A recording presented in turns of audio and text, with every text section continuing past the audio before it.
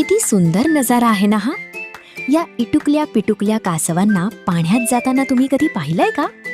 तुम्हालाही हा अनुभव घ्यायचाय तर श्री कांचन हॉटेल्स आणि रिसॉर्ट्स पासून जवळच असलेल्या दाभोळ समुद्र किनाऱ्यावर ही नयनरम्य दृश्य तुम्हाला पाहायला मिळेल.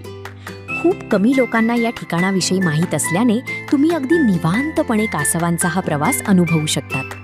ही इवली कासवं जेव्हा अथांग समुद्राच्या दिशेने पावलं टाकतात तेव्हा हा अथांग समुद्र या कासवांना खाऊन तर टाकणार नाही ना, ही भीती आपल्याला निशब्द करते.